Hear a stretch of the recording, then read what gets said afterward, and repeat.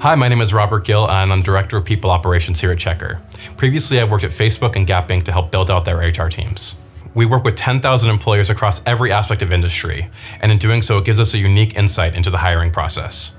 Since background checks are one of the greatest barriers to re-entry into the workplace, Checker aims to work with both employers and applicants to educate about fair hiring practices using background checks. We're excited to partner with Root and Rebound to make an impact on fair chance hiring. In this video, we're going to be discussing the federal guidelines from the EEOC, the Equal Employment Opportunity Commission, on how to properly consider someone's information if it shows that they have a criminal record. The EEOC is the Equal Employment Opportunity Commission, a federal agency in charge of monitoring anti-discrimination complaints and policies. Basically what they are is a watchdog group where people can file complaints if they feel they've been discriminated against in an employment context. Then the EEOC is empowered to file lawsuits on their behalf if they find that the investigation has merit.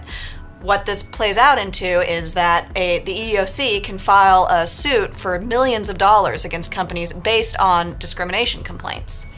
So we do occasionally hear some common myths going around about the laws regarding hiring people with records.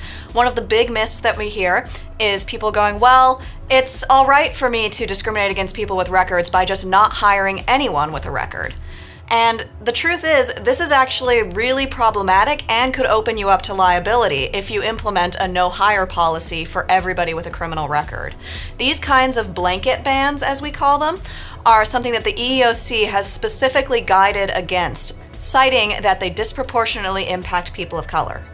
One of the other myths that a lot of employers believe is that if they hire someone with a record and that person commits wrongdoing on the job, then they'll get a negligent hire suit. And so some employers think that they're going to run the risk of an anti-discrimination suit instead of running the risk of a negligent hire suit. The reality is that you are 10 times more likely to get sued for discrimination than you are for negligent hiring. Negligent hiring is a little bit of a boogeyman in the criminal records hiring context. It's very scary, but it actually doesn't happen that frequently. In 2012, the EEOC issued a guidance that advised employers how to handle applicants who had criminal records. And the EEOC made it clear that while people with criminal records aren't themselves a protected class, they found that using criminal records as a way to screen people out of the application pool had a disproportionate effect on people of color. We know that in this country, people of color are more likely to be arrested, policed, and incarcerated. So getting rid of everybody in the applicant pool who had a criminal record had the effect of really making the applicant pool much more Caucasian. What they saw was that this looked like racial discrimination, and so the EEOC guided that if they saw application policies that had the effect of barring everyone with a criminal record and thus had the effect of eliminating most of the applicants of color, they would consider this to be racial discrimination. If you can't just have a blanket ban where you exclude people with criminal records, then what can you do? Well, the Equal Employment Opportunity Commission didn't leave employers in the dark. They did provide a recommended way of handling people's criminal record information when they apply for a job. And this was a 3-part test that happens in 3 stages. So the first stage is the nature, time, nature stage, or the recency, relationship, relevancy stage.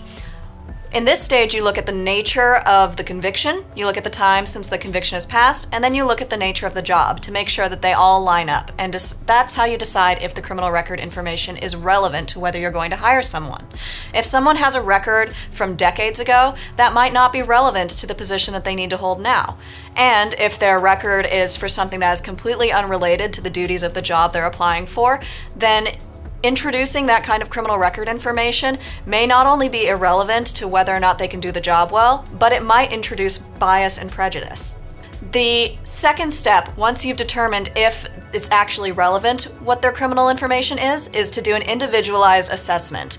And an individualized assessment looks at those factors like the time since the conviction, the nature of the conviction, the relationship to the job, and then adds in other factors as well, such as skills that they might have learned even while they were incarcerated, their experience, any mitigating factors during their youth, various things about looking at the person as a whole person instead of just at their record.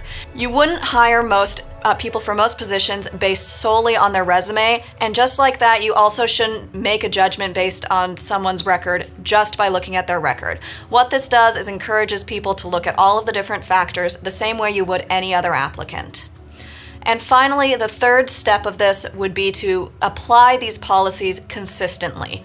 One of the other ways that discrimination can happen, even unintentionally, is if bias gets introduced into how you treat people's records. For example, if you're giving a lot of passes to applicants who have records who are Caucasian, but you're holding it against applicants with the same records who are Black, then you might run into discrimination issues and open yourself up to liability. The EEOC doesn't stop you from assessing criminal records at all, but there are some things that you should be looking at when you look at an individualized assessment for a job applicant. Some of the factors that go into criminal records should be considered. For example, the number of offenses, the gravity of the offenses, whether they were committed when someone was young, what rehabilitation they may have gone through since then. And what we actually find is that this gives employers a lot of peace of mind. Instead of feeling like they're hiring on people that they can't trust, they can see that they can trust a system of individualized assessment, that they've chosen people who have proven that they are worth taking a shot on, that they're going to be good employees and good neighbors and good members of this community.